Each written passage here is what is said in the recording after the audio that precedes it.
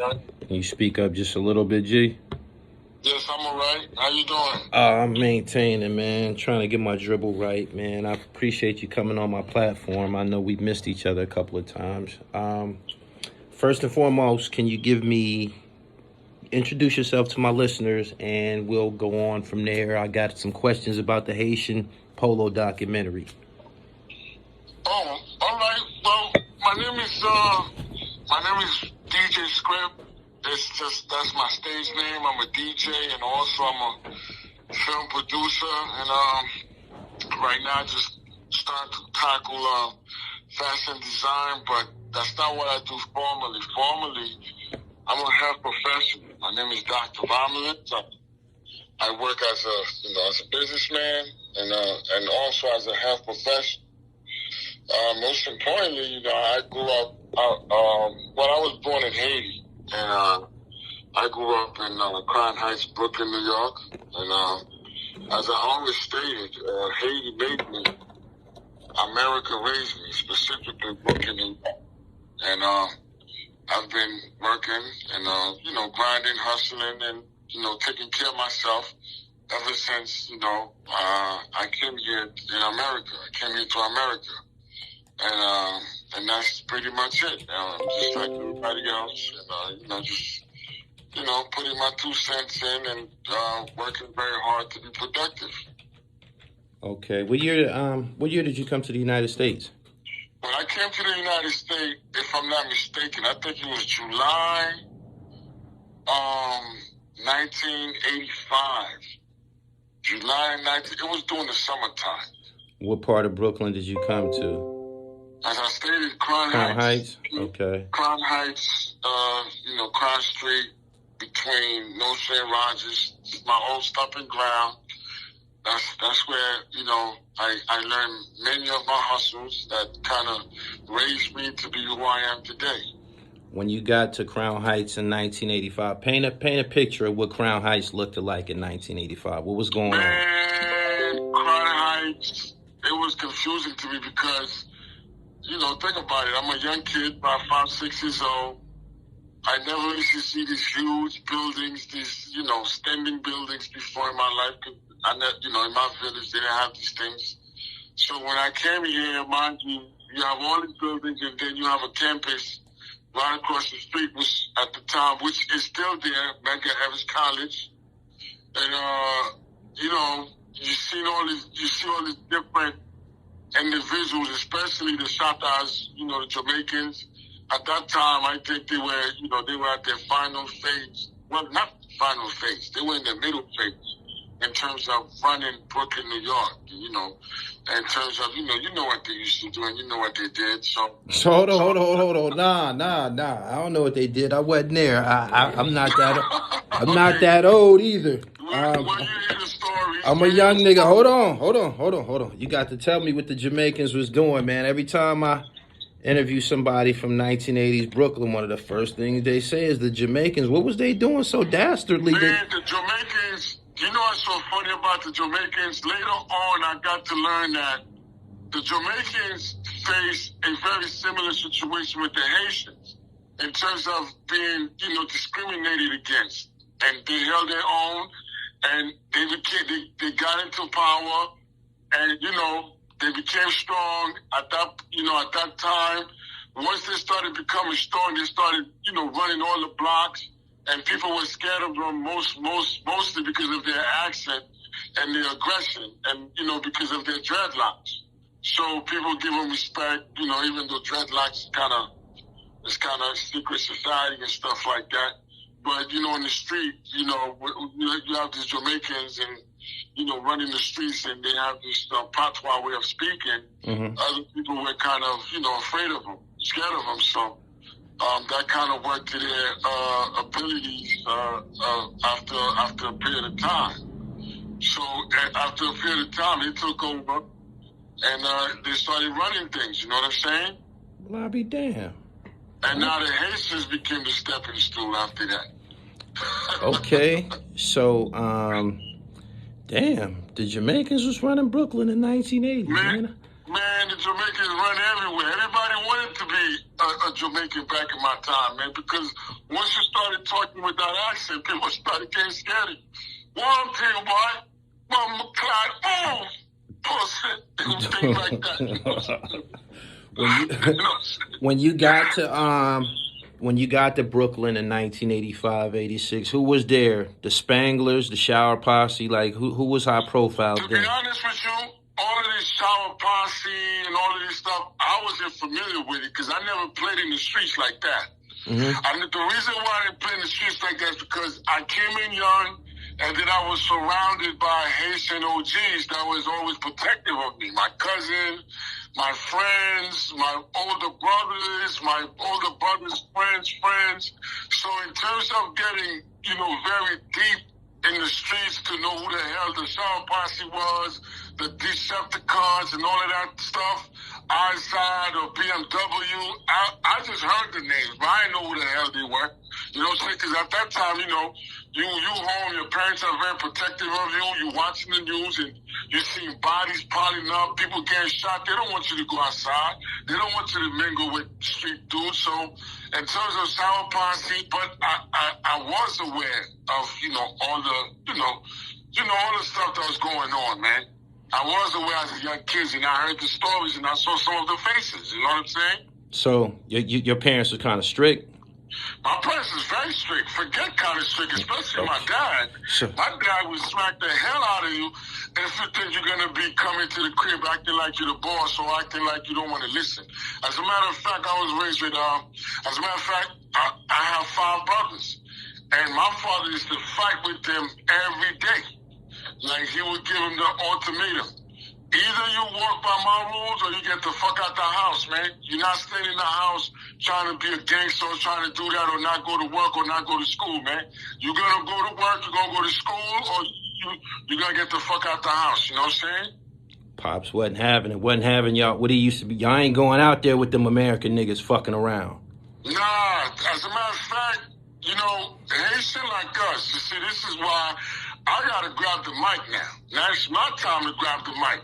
Haitian like us did not want us to, Haitian parents during the 70s, 80s, or the Haitian parents that I came here with, they didn't want us to mingle with the African-American kids. Right. They didn't want us to mingle with them at all because they felt that we came here, we had our own set of cultures, we had our own set of rules, we had our own way of doing things, and they didn't like all that baggy jean, all that rugged shit that they were on. They didn't want that to come in the house. All, you know what I'm saying? Back in the days we used to walk with a lean, and in the Haitian culture, in my particular group, we used to call it braque. Braque is like you're dragging yourself. Because how we used to walk back in the days dragging. So they used to call it that, and certain Haitian parents hated that. And my father, oh my goodness, don't ever walk like that in front of my dad. He'll kill your ass. You know what I'm saying? So they wanted us to just come here, stay there where we are, get educated, and become productive. That's it. Okay. Sounds like conventional upbringing from hard working class island people. Basically. Even the Ebonics. When I came here, I wanted to be a rapper because I immediately got attracted to Rakim, LL Cool J, Cool G rap. So I started speaking in Ebonics, and my father hated that. My father was, even though my father did not speak English, he know the difference between proper English and broken English. And so when I'm talking, you know what I'm saying, shit like that, he was like, man, he was heated. I had to speak properly as if, I'm in school or educated. That's it. No Ebonics. But, as a child, as a kid, you're going to, rebel against some shit. And then you're going to do what you do. You know what I'm saying? Okay. So you attended high school in Crown Heights? Nah, man. I started with elementary school. Okay. I started as a baby, man. All the way up to university, man. And you had an accent, of course, the whole time that you were in grammar school and all of that? The whole time I was in grammar school, it was tough for me. I didn't even understand English. I didn't even know what the hell I was. When you say you didn't understand what was being said to you, or people didn't understand you? I didn't understand. understand them, they didn't understand me. As a matter of fact, it became a problem because you know how it is, right? When people don't understand you, they want to attack you. It's like they fear the situation or they fear you. Because of the fear they have for you, they dislike you. Right. Even if you have nothing wrong with the person, they just, oh, he can't speak English, so he got an accent, or he dressed funny. Fuck that nigga. And they, you know, you start getting bullied, man. You feel me? Okay. On behalf of Black Americans, I want to apologize to you for that. I hear that. I hear that a lot. Earlier today, I was in a conversation with someone who's in education, and she was telling me that her African students, they were mistreated by African American children. Absolutely. It was the African kids, the Haitian kids. We got it the worst, man. Yeah. I think that's some sucker shit. It's more so being ignorant. It's more so being ignorant, man. Just ignorant young kids. Haitian booty scratches, African booty scratches, all kind of dumb shit, man. Right.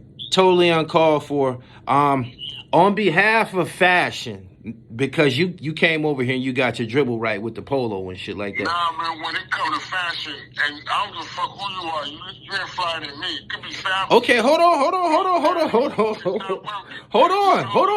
You got the polo shit in Brooklyn, right? Nah, the thing is, a lot of people misconstrue this whole polo shit. You know what I'm saying? Like, you know, some people, they go hard with the polo, right? And they think polo's the only brand that covers Brooklyn.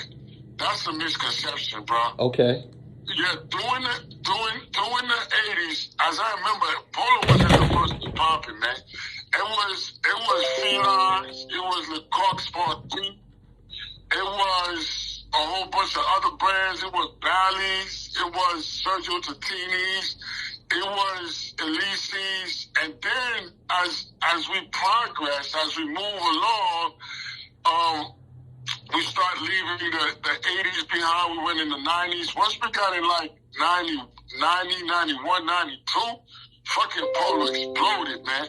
Polo, by 92, forget it, man. That was the item to have. And even with that, along the way, Tommy Hilfiger caught up with polo, man. There was one particular year, Tommy Hilfiger was the hottest shit in town, bro. You know what I'm saying? Yeah. His popularity spiked. I think that had a lot to do with Grand Poobah from Grand. Yeah, Grand Poobah, but well, that's another misconception too. Grand Poobah is a fly dude. He used to wear polo, Tommy Nautica, and all that. Yeah. It was just what happened at the moment. You know, that kind of got the shit to spike, because remember, when you keep wearing something and after a while something else come out that looks flyer or that's fly, people are going to jump on that other shit. Right. And remember, Grand Poobah is a student of the game. Grand Poobah is an OG. So he's a fly dude. So he knows how to put his shit together. So plus, he keep his ears and eyes to the street. So whatever he see that's hot, of course you're going to rock it. Of course you're going to put it together. And people that wasn't up on it, they're going to jump on it because they see him on it. Right. You feel? But at that time, I don't think it was him necessarily that made people, because I don't remember any rappers that kind of came in our little crevices or in our hood that really brought this polo or Tommy shit out to us. I think it was just the momentum at the time. I think it was just the neighborhood kids that made this shit so popular, and these celebrities got on it, or these famous or these rappers got on it. You feel me? Okay. So what year did you get down with it? You said like 90? Well, I was always around it. It's just that, I'm going to be honest, I couldn't afford it. I couldn't get it. My brother had it. My friends had it. I remember my brother used to buy this shit. We used to wait till he fall asleep to sneak out the house with them shits on. Or, you know, do this shit, put it in our book bag. When we get to school, we wear it. You know, things like that. So by 91, 92, man, I started getting my own load. I started getting my own shit, man, and that was it. At that point, sky was the limit. Right. What were some of the places that you went to get your polo? When I seen y'all Polo Doc, when I bought the Polo documentary, by the way, when I seen it, I got the appreciation and the reverence for Polo. But was y'all moving like low lives? Like, was y'all robbing? Nah, this is it. This is another misconception. See, low life is they're more like families. It's like young kids, friends, brothers and sisters that grew up in the same hood that came up with that shit, right? But because they did it so live, they did it so wild, it was street wild style and shit. It took over the whole Brooklyn. Like, you know what I'm saying? Because they were in a particular section, if I'm not mistaken. They were in St. John's and Utica, and then also in Bronzeville, Marcus Garvey Village, yeah. Yeah, that's where. So they came together and formed their whole low-life situation. But because of the way they represented, and because there were so many of them, and they did it with loud noise, and they did it crazy, it took over the whole Brooklyn. But to be honest with you, many dudes were wearing low. They didn't even know nothing about the low lives like that. They were not down with the low lives. I know people in my building that have mad low. They were not low lives. They probably knew of the low lives, but they were not down with the low lives. They were not part of the low lives. You know what I'm saying? So the thing is, once the name became so popular, once people see you with low on, they automatically call you a low life. Till today. When I wear my low and I go somewhere, they think I'm a low life. No, I'm not. I just wear polo. You feel me? Okay. That's just why this is where the misconception comes from. You understand what I mean? And then some people, because of their insecurity and not understanding the history, they align with it, but they don't even understand what they're aligning with. You know what I'm saying? They just jump on the bandwagon. A lot of people do that. Yeah. But you have to differentiate what is a true low life and what is a person, and who is a person that actually wears low. These are not the same thing. Like, for example, I got my artist this morning. He just texted me because he saw a picture of Thursday Owl on the gram, and he texted me like, yo, you know this guy, right? What is your relationship with him? I'm like, I know him. He was in my first film. He was like, he's a low head, right? I'm like, nah, he's not a low head. He's one of the original low lives. You understand what I'm saying? Right. That's a big difference. Right. I'm a low head because I wear low. I've been wearing low for a long time. So there's a difference between him and me. You understand what I'm saying? I won't call myself a low life because I didn't start with these dudes. And I never got initiated in anything they were doing. I was told by them, by Thurston Howe and Rudy Lowe and G. George, those are some of the Brooklyn low lives. Absolutely. And they told me in the beginning, to be a low life, you actually had to be stealing. You actually had to be robbing. You know what I'm saying? Like they weren't respecting it, like going and buying it off the shelf. They're like, nah, you had to snatch that to be down with that. Absolutely, that's their rules. That's how they make their rules. To be down with them, you have to do what they were doing. You have to go through the trenches with them. You have to, go through the sweat, blood, and tears with them. And I understand that. At first, I did not understand that. I'm like, yo, these guys are bugging out. But they're right. If you never walk the walk with them, you never talk the talk with them, why should you have the right to call yourself what they call themselves, right? Yeah. Yeah, exactly. So you can't claim something that you were never part of. But guess what? A lot of people growing up in Brooklyn or wherever, they claim that. That's just the way people are. Some people just want to get down. Yeah. I think the low lives, they did it on a level that is kind of glamorous and shit. And if... Yeah, listen, obviously when it comes to, glamorous stuff, black people, we're in the front of the line. We love big symbols. We love colorful shit. We love gold. We love jewelry. So, and we just, cause that's who we are. That's what we're attracted to. That's what our melanin is attracted to. You know what I'm saying? We have this, this fly stuff, this crazy nature when it comes to clothes, this exoticness with clothes. If you look at the industry, that's what you see. You see how we put our stuff together on every level. You understand what I'm saying? Yeah. How long did it take to compile the footage that you used for the Haitian Polo documentary? That was my first film, man. I went through a lot with that film. You know what I'm saying? It took me a long time because in the beginning, I did not understand how to put together a film or documentary film. But thank God I had some dope people with me. They kind of walked with me through the process, and it came out, you know, because the most important thing about any film, or whether it's a documentary, it has to make sense, and it has to flow.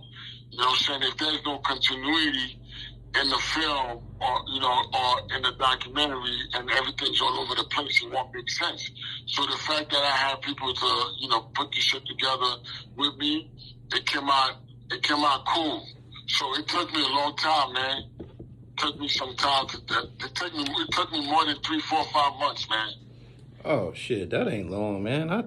It took me some years to do one documentary. Yeah, well, to be honest with you, I said I think it took longer than that, to the point where there was a little bit unrest and misunderstanding where I had to leave one studio to go to the next.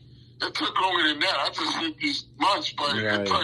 it took longer than that. Yeah. Okay. Growing up, to your recollection, who was the flyest?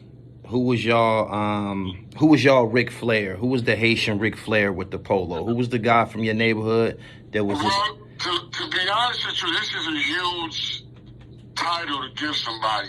Now I'm recognizing that, because I'm a little bit passive, you know what I'm saying? And I love to show love. And to be honest, I grew up with a lot of fly dudes, man. Oh yeah, like, you could name a few standout fly guys, man. It don't have to be one. I grew up with, man, some dudes, man, they just come through, they take your girl, bro. That's how much dough they had, man. You know what I'm saying? They would just come through, and your girl is going the next day, man, or the next minute. You know what I'm saying? She's not yours no more. You know what I'm saying? So I grew up, you know, kid named, you know, my homie Kevin. Kev Low, Haitian, I don't know, there's all kind of Kev Low, but I know Kev Low, Haitian Kev Low, light-skinned dude that lived on Sterling and Nostrand. That was, you know, that family right there. I grew up with another cousin of mine. What the hell is this guy named? I was with him last night. What's his name, man? Okay, there's another kid named Vladimir. Another kid named, there was this fly. If we're talking about Haitian Ric Flair, oh my goodness. This kid named Sonny. Man, these dudes, man, it was a group of them. And then you have my cousin. Then you have this other kid named Wilson. Oh my goodness, this dude, man, when they come around, your girl is leaving you, bro, because they're the dudes who came from Haiti that quickly assimilated, acclimated into the urban culture and refine it to the level where when they go somewhere, people can't tell if they're Haitian or not. They have to tell you that they're Haitian because they didn't speak with no accent, they didn't move with no accent, they were the pure, you know. If you don't know them, they look exactly as if they were African Americans, man. You know what I'm saying? Okay. Yeah, and my cousin Gary, man. How the hell I forgot this guy's name, Gary? Yeah, you know them dudes, man. When they had their logo back then, you know what I'm saying? And it was, as a matter of fact, they're the one that, you know, when they come around, you wanted to dress like them. Because they were much older than me. They were like 10 years, 15 years older than me. So when they came around, man, with all that Jabot, Jazz, Tommy, Low on, you wanted to get the same stuff. You know what I'm saying? Right. Okay. What was some of the places that y'all encountered? Where did y'all go shopping at? Well, me in the beginning, I couldn't leave my house. In the beginning, the only way I leave my house, because I was young, it was when my cousin come and he's going downtown to Ivy Square Mall. You know, he would tell, because, you know, my family had respect for him because he was responsible. I would tag along, so he would take me to Ivy Square Mall. But, you know, he used to go to places like Sam's, A&S, Bloomies, and that's how I know all this place with him. Bloomingdale's, and then, you know, there was other places out of town that I couldn't go. You know, I think they used to go to Pennsylvania to go shop. Yeah. There's so many different places, man. You know, but I was young. I was unable to, you know, follow along. They used to go to Green Acres Mall. I think that's somewhere in Long Island, if I'm not mistaken. They used to go to places in Pennsylvania. They go anywhere where the low's at, they're going. I remember this kid named Wilson. This motherfucker even went to Texas to go to the low, bro. Damn. Okay. Crown Heights in the building. Yeah, Crown Heights, because you know what was the, you know, the feeling about this whole thing? You know, now it's not the same. Back in the days, they would, you know, they didn't used to sing Close Out that much. Now, every second is a new color, a new style, a new brand. Back in the days, it would take at least a year to 2 years before they say something new. So, he would be the first one with the shit a year before it came out. Right. He would go to other places where it's released before he came to Brooklyn. And when he does that, people will be like, what the hell is this? They've never seen this before. Because that's how he used to get that. And that's one of the ways he got his recognition in the hood. I don't know if you know anything about the Purple Crown, right? The who? Purple Crown. Purple Crown? Yup, that shit is worth like probably $10,000 now. So right? Hold on, is that a specific low piece, or that's a specific low piece? And the Purple Crown. It's called the Purple Crown. You know, purple back in the days, guys did not like wearing that because it's feminine. He was the only one in our hood with the Purple Crown. When he came with the Purple Crown, it's the crest. It's a crest in the middle. Ralph Lauren just retro a bunch of that shit recently. It's a big crest in the middle, right? Yeah. There's colors. There's the red. The most common one was the blue one. The blue one, everybody had that. I got that. Go ahead. Yeah, so you know what I'm talking about. The blue one, the red one, the cream one. Right. And then you had the rarest one is like the purple one and the red one, right? And guess what? These crowns, they were women's sweaters, man. They were not no fucking men's sweaters. Ralph Lauren did not make this for men. The men ones were a little crown on the chest, not no big one on the stomach, right? Right. So this nigga was the first one with the Purple Crown. And when he came with the Purple Crown, everybody was laughing at him. They're like, yo, man, this guy is something else. Now you got a purple one now? But what's so funny about this story, years later, that shit is worth $5,000, $10,000. And people would do anything to get their hands on the Purple Crown and the barbershop crown. The barbershop silk is like this, it's a silk shirt, it's a silk crown, and they call it the barbershop because it kind of looked like a barbershop shirt. You know what I'm saying? And that shirt right there, it's like, you're not getting that shirt. It's like $15,000 or $5,000. You're not getting that. You feel me? And he was the only one with them items around our way, man. Damn. Yep. So at which point do you said you was never a street guy, but which point? Not that I was never a street guy. I never played like deep in the street like that, man. So when did you start to encounter the Haitian guys that were famous in the streets, street figures that was like? The thing is, these guys, they were, like I told you, were my cousins, brothers, and friends. You know what I'm saying? I was always around that. You know what I'm saying? I was always around that stuff. It's just that me, I kind of moved careful. You understand? Because I know a lot of people, they know the perils of the streets, and they make their decisions. They don't care.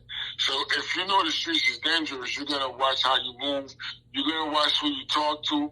Because I grew up around a lot of grimy motherfuckers. Yeah. And once you grimy, I ain't fucking with you, or I got to be careful with you. You know what I'm saying? Because you have a gold chain, the nigga gonna be scheming on you. You understand? So if you know these are the kind of people, and that's the way of looking at life or interpreting life, you don't fuck with them. You don't deal with them. You don't do what they do. You stay in your lane. That way they can't mess with you. That way if they mess with you, you have all the rights to do what you got to do to them. You understand what I'm saying? Yeah. So I never play with niggas like that. Till this day, I don't play with niggas like that because I understand the game. I understand the streets. The streets is very grimy. There's no love in the streets. The same nigga you with, you fly to death with, you get a chick with, it's the same dude that's going to be jealous of you if he find out you got 100K somewhere. You know what I'm saying? It's very unlikely, it's very difficult to find a real person that's going to share real love with you, that's going to love you like a brother, man. The streets don't love anybody. You understand?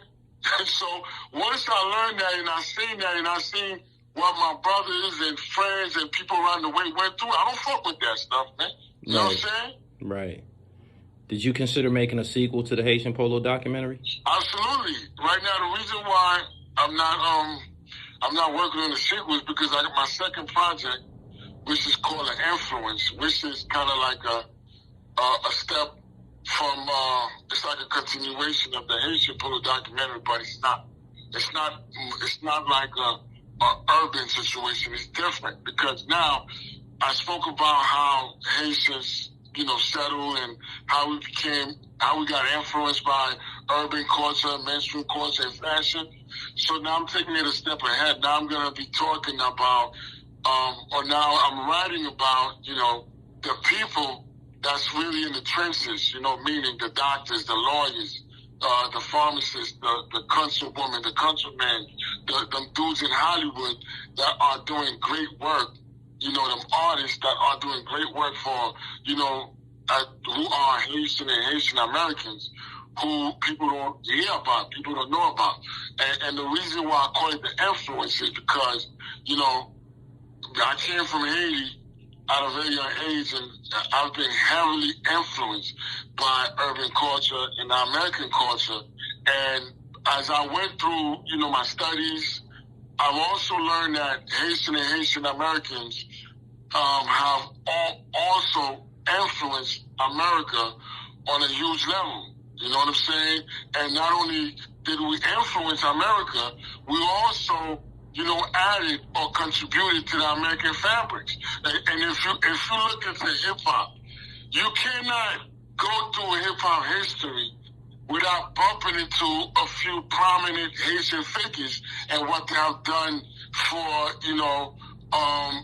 the industry. In addition to the industry, the music industry, you have Hollywood. You have the health sector. You have so many different places where Haitians has contributed a lot, Haitian and Haitian Americans. So I feel, it's not what I feel. This is something very phenomenal. This is something to really document because it's a lesson. It's something that will teach, everybody, not only, Haitian American, we teach, the African Americans and everybody else to show our contribution and to show people how together we are instead of divided. I remember, when I finished college, I was a teacher teaching, and I used to reflect. I'm like, yo, I can't even speak English, and now I'm teaching. I'm teaching kids how to speak English. I'm teaching kids science. You understand what I'm saying? So that's kind of dope reflection on me, and I felt like, it's something to document and talk about. When we see these stories online about a lot of the tragedies and hardships going on in Haiti, how does that affect you? Even though you've been here all your life, like you don't feel no type of way about the shit that you see on the news? Of course I feel the type of way. No matter what, no matter how assimilated or Americanized I become, I'm still Haitian. I'm still 100% Haitian. So if I see something, that is devastating, that is destroying my homeland, it's gonna make me feel some type of way. It's gonna make me feel sad. It's gonna make me feel upset. It's gonna make me feel like, I want to do something. But to be honest with you, I'm not gonna be negative about the situation. I'm limited. I'm not limited, but sometimes you just don't know which direction to take. You know what I'm saying? Because There's so much happening. So much happening. Recently, a president was executed. Yeah, the president of Haiti, Jovenel Moïse. I got a chance to see him speak. I was right in the front row because, my family's in politics. And I remember he came to this church and I was right there seeing him talking. He's talking. He got,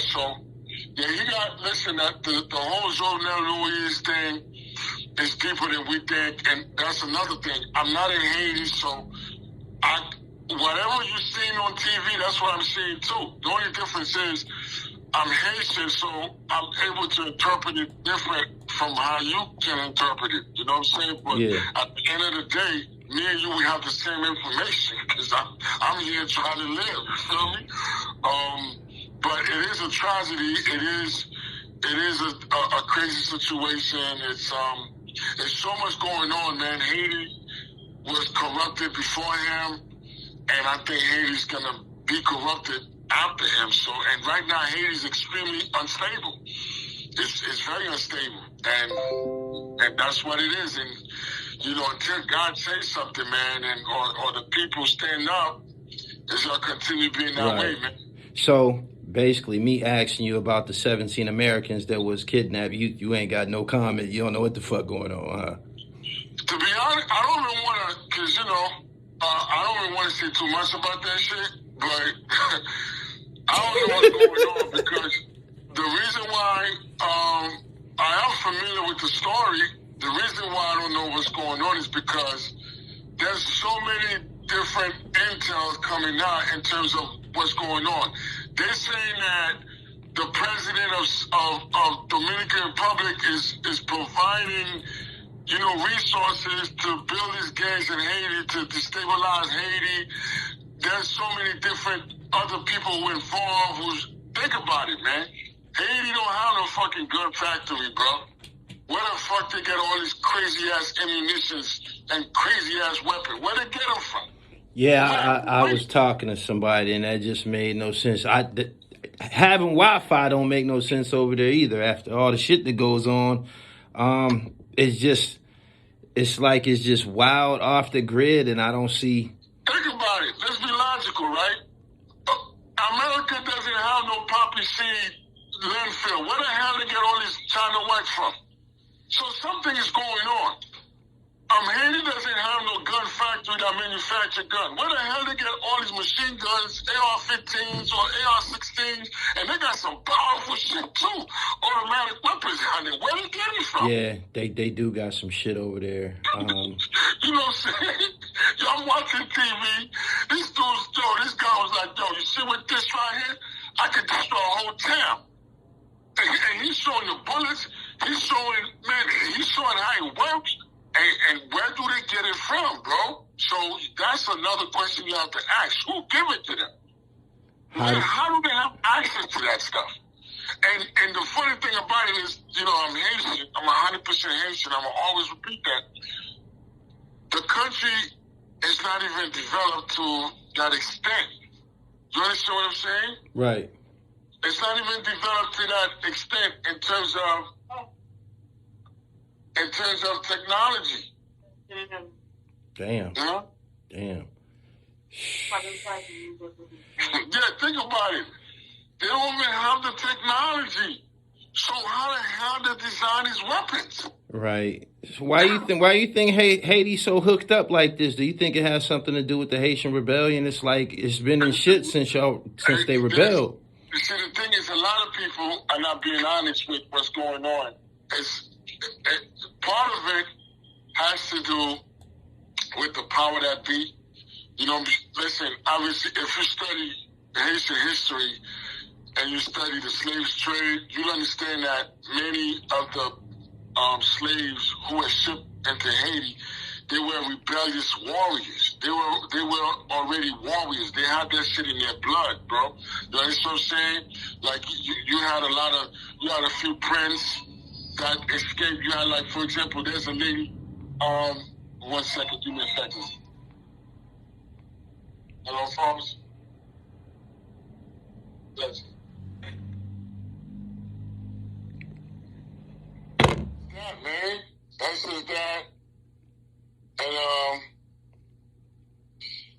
there's nothing else, man. There's nothing else you could do, bro. Did you spend any time in the 90s in Brooklyn? Hey, I grew up in Brooklyn. Huh? Okay. My whole life was Brooklyn, man. What was it like visiting the 90s? I'm leading to a question. The 90s. Oh, man. The 90s is a different story, man. Oh, man. That was the point in time, man. Nobody wanted to go to the 90s, man. Yeah. The 90s was a war zone, man. You see that you drive over there, through there, or you stay the hell away from there, man. You have to be very thorough to go to the 90s, man. You're talking about Bobby Smurda hood, huh? I'm talking about Haitian Jack hood. Yeah, well, the thing is, when Haitian Jack was doing his thing, I was a kid, man. Okay. I was a kid, and I didn't even know who the hell Haitian Jack was until later in life, man. You know what I'm saying? So the 90s was hell, man. You have to be a thoroughbred to be in the 90s, man. You can't be any person and you think you're going to be in the 90s. You're going to get shot. You're going to get shot. You're going to get killed immediately, man. What year did you first encounter the name Haitian Jack? When I started messing around with music, I started hearing the name Haitian Jack. I'm like, this guy got to be Haitian. And then, you know, I started hearing the stories and how he used to hang out with Madonna. But don't get it twisted. I grew up on a fly block, man. Them dudes, first of all, for example, my homie used to hang out with Basquiat. And he used to be around Madonna. Basquiat, the artist? Yeah, the painter, the okay. artist. Okay. And his brother's still alive. And he still got pictures with his brother and Basquiat, man. You know what I'm saying? Listen, the reason why I get goosebumps to talk about these things, I actually lived them shits and I saw them, man. Those Haitians actually kind of really came here and took over America. Like, I don't know if you know anything about the village. Like, we transcend every part of American life. There's the urban life, which is the ghetto life. You got the Haitians there, too. There's the, you know, the prissy uptown or Manhattan niggas who don't fuck with no black girls. They only mess with white girls. Them dudes, they had a name called the Zozo Boys. If you want to translate that in English, it's called the Big Boys. It's called the what? Zozo Boys. And they didn't want nothing to do with black women. Nah, they only fuck with white girls. They cokehead niggas that can coke and mess with white girls, man. That's what they did, man. And they used to hang out in the village, the east side, whatever. And they used to wear, you know how Cameo used to just back in the days with the black leather pants? Yeah. Yeah, man. And the leather jacket and there's a special boots. It's like a patent leather boots with the rubber sole. Yeah. There's a name for it. Okay. You know what I'm talking about? Yeah, I know that Rick James looking shit you talking about. Yeah, man. You didn't dress like that back in this dude's time. You ain't getting nothing, bro. It's not even that. Like, what people don't understand, different demographic has different styles. You know what I'm saying? That was their style. The girls they hung out with, that's the kind of style they like. You know what I'm saying? If you go with that Timberland baggy jeans stuff, you're not getting nothing because you're not part of that demographic. You're not part of that lifestyle. You understand what I mean? No doubt. That nearly vanilla look, man, with the ripped up jeans. Look, man, you see this? Sometimes this is why I get stupid hype, man. When dudes was wearing ripped up jeans, dudes did not know about ripped up jeans, bro. That's where I came from, man. Like, you was rocking it when it wasn't a style. Absolutely. Listen, this is why I call myself a fashion designer. Everything that I see now, I've been saw. Albie Shaw was the dude, and you know where Albie Shaw got that style from? He got it from the Zozo Boys. Them dudes had to run with Basquiat.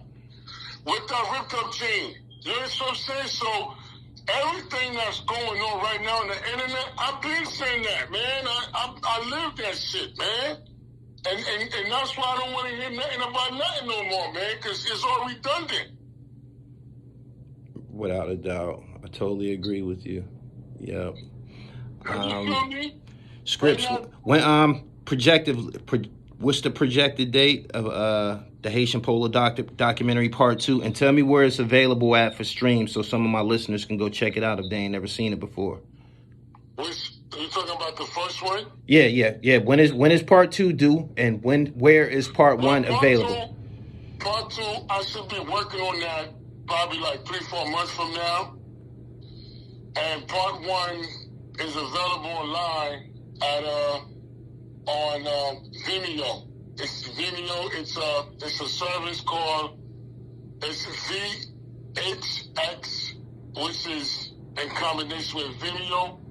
All you have to do is type in the Haitian Polo documentary. Once they type it, it's gonna come up, and they could stream it. They could stream it, and then that's about it. They could stream it, and they'll be able to see everything. And hopefully, producing films takes a lot. It takes time. People are not around. You got to find the right people, the right production. So it kind of takes time. So that's what's holding me back to complete my second project, and then I could jump into the sequel for the Haitian Polo documentary, because this time I actually have a little bit knowledge of film in terms of actors and cameras and how to go about it compared to before. So I have a little bit of experience, so it would be a little bit easier for me to kind of put the sequel together. And I'm excited about that. So it's actually going to be, it's going to be more hands-on coming from my part, man, Okay. When you was wearing that polo back in the late 80s, early 90s, no encounters with the Decepticons? Man, I encountered everybody. It's just that, like I said, I was very protective of myself, and, I was, a young kid in the street, so, whenever I smelled danger, I knew how to protect myself, and I knew how to keep myself safe. I had older brothers, I had older friends, I had older cousins and stuff like that, so all of that worked in my favor until, there was a point in time people wasn't worried about, the clothes on your back anymore. Okay. Scriptz, man, I appreciate you. Where you DJing at? Well, right now, to be honest with you, when I came out, I've been influenced by hip-hop since the 80s. And I DJed in a couple of places, but right now my DJ career kind of slowed down because I want to convert it into, because I do music. Like, I really want to put my soul and passion and my creativity into what I'm doing. As a matter of fact, recently, Kanye made a big splash on the internet. And I'm like, yo, that used to be me. I used to be this fucking passionate. Why the fuck I left my passion and blah, blah, blah. So I started producing records. I started playing records. When I say producing records, I would take, get certain beats and I would put certain artists on it because I really wanted to evolve my DJ career because I wanted to have hands-on. But another thing about myself that I really got to check, I'm doing too many shit. I gotta focus on I gotta take some shit off my plate. So because of that, my DJ career in terms of producing music, in terms of building my DJ platform has taken a hit. Cause after work, you go home, you fucking beat up, tired, you're dealing with the kids and you fall asleep. Like shit, I ain't do nothing today for my music. You know what I'm saying? So now I'm back, producing, records to build my name. Because you could call yourself a DJ all you want. Like, nowadays, anybody could be a DJ. You understand what I'm saying? Right. Show me your creativity. Like, I just, I'm going to send you a remix that I did. I just finished doing this Pop Smoke remix, and I'm looking forward to start working on my other records. And that's what I'm about. I'm more like on a DJ Khaled kind of shit, you know what I'm saying, kind of wave. And okay. Guess what? DJ Khaled used to be around the way when nobody knew him, walking down Flatbush and shit. You know what I'm saying? So these are, and I know people that knows him personally. You know what I'm saying? Okay. way before he was somebody, you know what I mean? So I kind of have the formula. Like, I used to see Jay-Z all the time. I'm like, shit, now this nigga's a billionaire. You understand what I'm saying? Yeah. Yeah, man, so I kind of have the formula.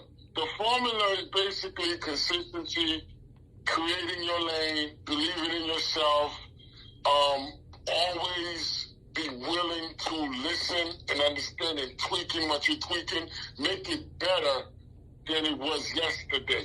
And keep an ear to the street and never be afraid to learn. Learn continuously and keep on adding ammunition to your toolbox that's going to help you become, you know, a better individual and helping you push the culture forward. So I kind of know the formula, but applying the formula takes, you know, a whole different kind of step. You know what I'm saying? No doubt. Scripz, I really appreciate you taking time out, man, to give me a little insight on the project. I think I probably somewhat stereotyped you in the beginning, but you cleared up everything. Everybody that rock polo and everybody that's fly don't gotta be a street nigga robbing and stealing to do it. Nah, and that's the thing. You see, the thing is when you see the non-street dudes, they don't want to say that because they don't want to have nothing to do with this. But me, I feel like I have a voice, and I have to use my voice to speak, bro. It's like people keep misconstruing this. Yes, there were a lot of dudes back in the days that was boosters, and them dudes, they would boost your fucking living room couch, man, if they had to. However, there were a lot of kids who were not boosters. Yes, they knew boosters, they hung out with boosters, but they were not no boosters. They were just fly motherfuckers. And I knew them, and I'm one of them, and I grew up with them. So another problem that I have with this whole hood narrative, why do we always want to celebrate the negativity? Right. I agree. What the fuck? And I understand that's how some of us came up. I understand that's part of our fabric. It's who we are. We cannot neglect who we are. We cannot move away from who we are. We have to be who we are. But why can't we celebrate the fucking positivity too? Why can't we celebrate the good niggas that was doing the fly shit without, you know, injecting other negativity into it? Why do we want to portray ourselves as if we like this fucking Robin Hood when many of us were not no Robin Hood? Okay. You feel me? Yeah, 100%. Yes, but some people just run with the story. It's not your story, dog. Tell your story. Like me, I could lie. I could have been like, yo, I was this type of nigga. I used to run. Sooner or later, somebody gonna be like, man, Scripz, shut the fuck up. You never boost nothing. Stop lying. You know what I'm saying? No doubt. You feel what I'm saying? Yeah. And this needed to be said. I'm glad you came to share your... Yeah, and then a lot of people get upset when I'm trying to say, like, you know what? In the hood, there was a lot of fly positive niggas that never stole nothing. That never did none of that. I know motherfuckers who work 2 jobs to buy their load, bro. No doubt. I know niggas. Yes, I don't understand this whole thing about stealing from the white man. Look, man, what the white man did, that's something that we gotta sit down and try to figure out how we're gonna make that nigga pay. Oh, you know what I'm saying? But you think you stealing a few stuff from him is retribution or reparation for what they did to us? No. How that make you feel good? What they did is bigger than that, man. Yeah.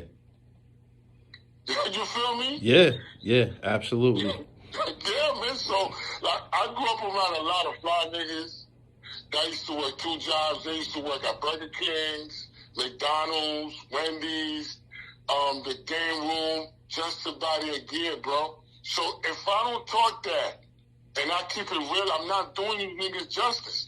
And guess what? These motherfuckers is still fly till this day.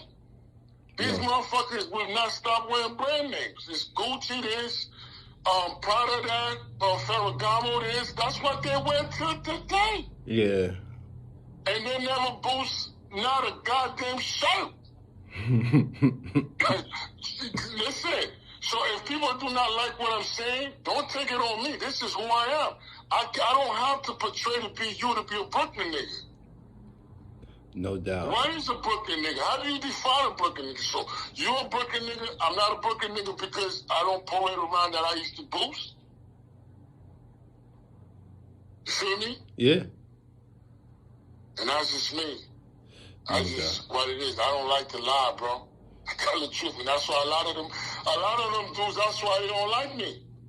So I'm like, nah, I never did this. I was a fly motherfucker from the gate. I never did none of that. I grew up around fly niggas that did none of that.